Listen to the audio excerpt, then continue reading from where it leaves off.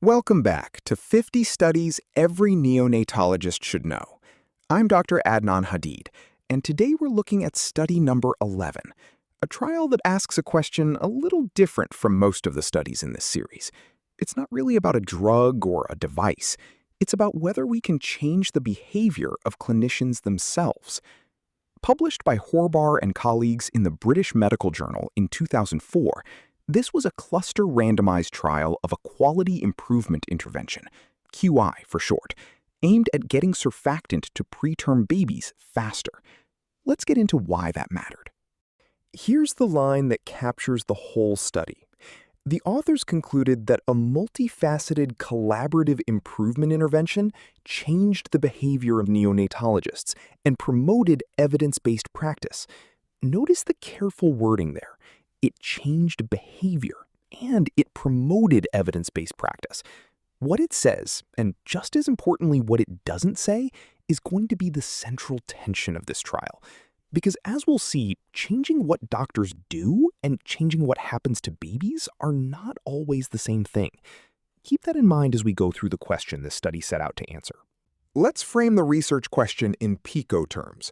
The population was extremely and very preterm infants, 23 to 29 weeks gestation, being cared for in NICUs that belonged to the Vermont-Oxford network.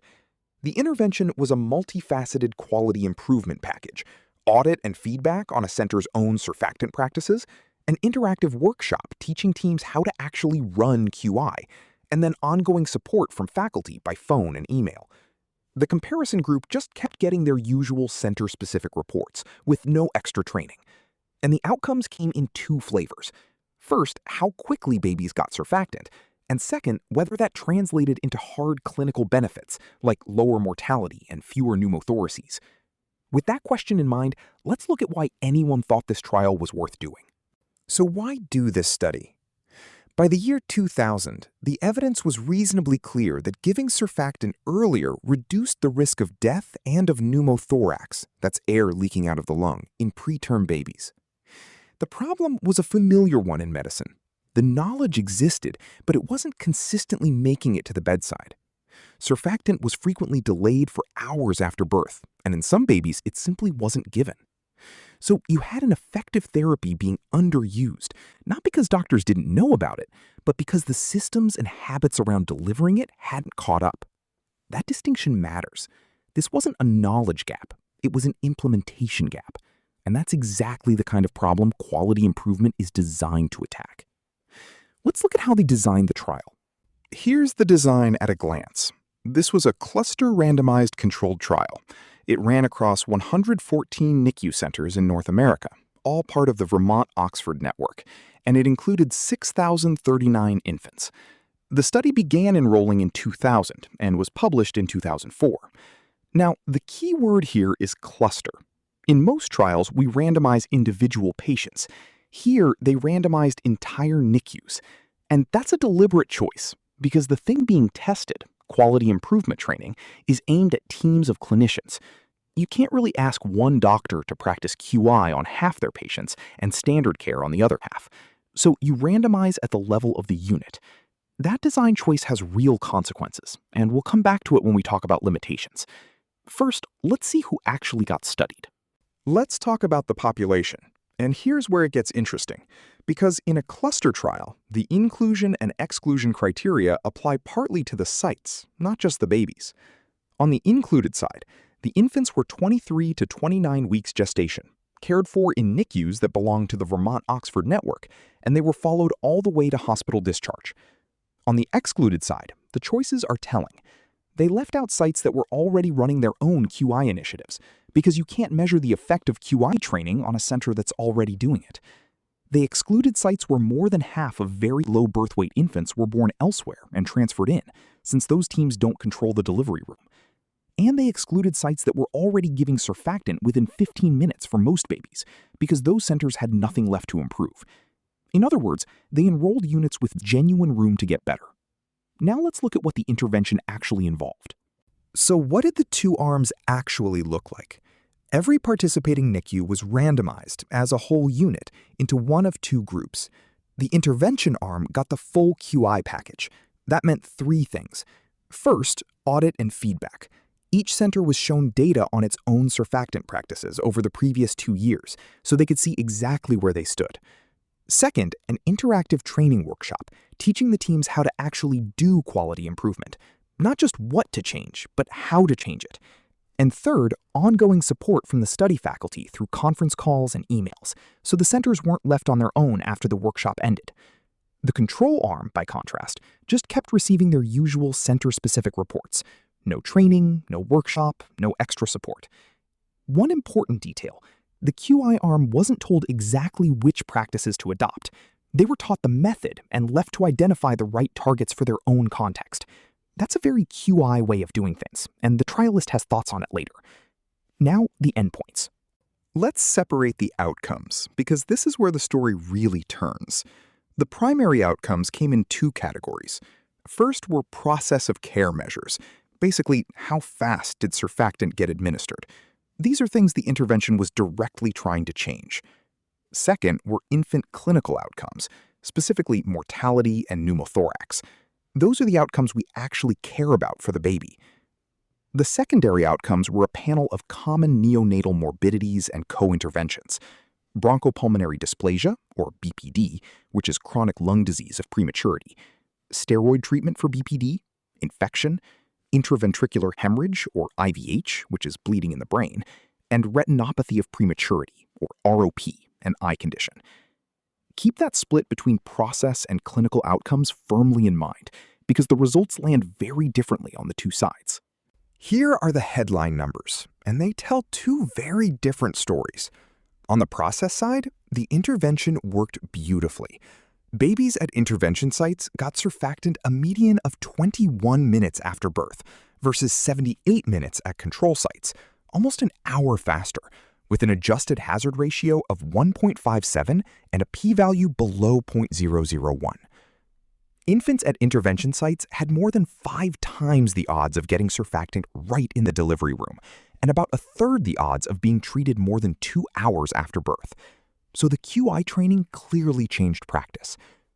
There was also a surprise. Severe grade 3 to 4 IVH was lower at intervention sites, adjusted odds ratio 0.7. But the authors were honest here. Earlier surfactant isn't known to reduce IVH, so this may reflect other unmeasured changes in delivery room care or simply chance. And now the punchline, the bottom row. For the outcomes that matter most, mortality, pneumothorax, and BPD, there was no significant difference.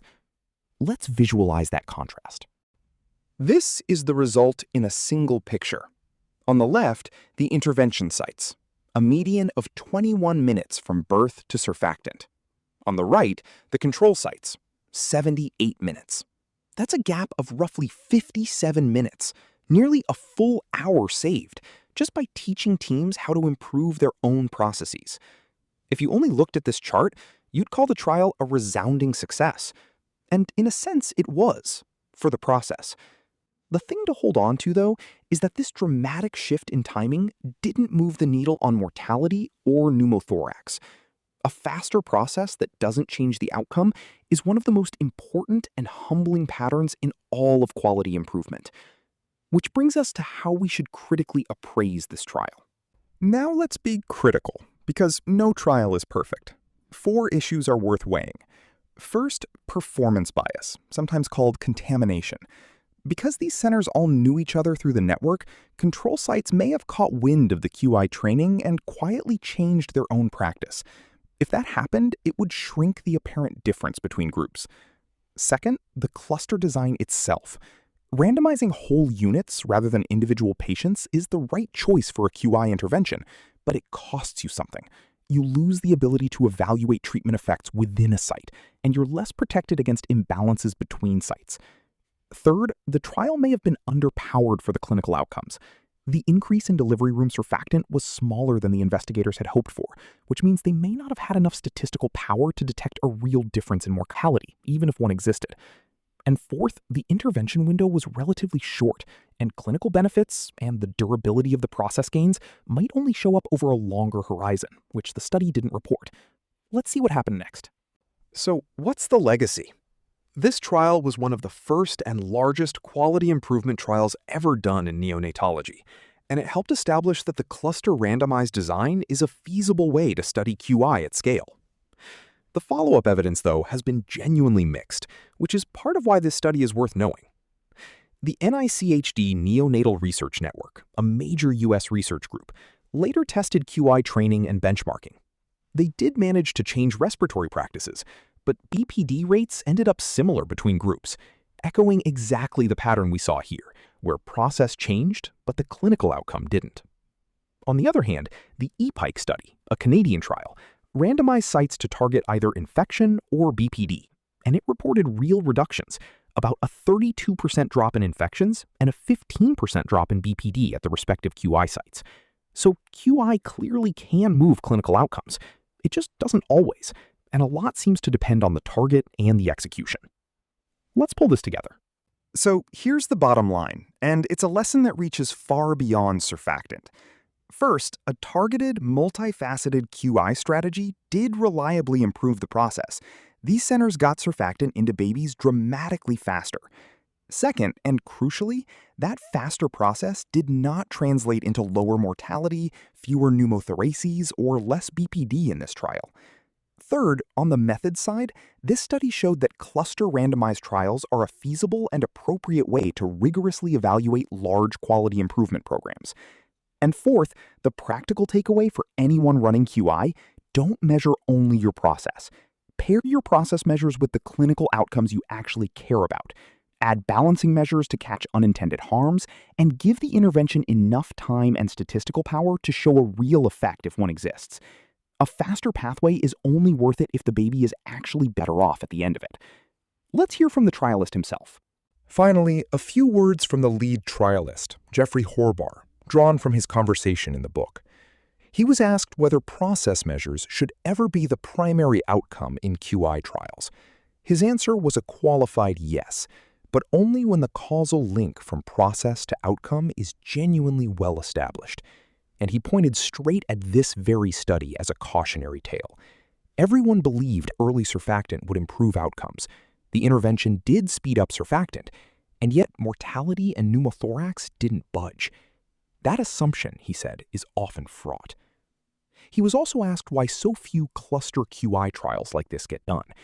Part of the answer is practical. The Vermont-Oxford network already collected patient-level data, which removed a huge data collection burden. Control sites could participate without extra work. The harder barrier, he noted, is that control sites have little incentive to join, and he suggested stepped wedge designs, where every site eventually receives the intervention, as a way to make these trials more feasible and more ethical. Let's close with the references. And here are the key references for this episode, starting with the original Horbar paper in the British Medical Journal from 2004. Along with the two major follow-up cluster QI trials we mentioned, the NICHD benchmarking study and the APIC trial. If you take one thing from study number 11, let it be this. In quality improvement, doing things faster is the easy part. Proving that faster is actually better for the baby is the hard part, and it's the part we can never skip. Thanks for watching. I'm Dr. Adnan Hadid, and I'll see you in the next study.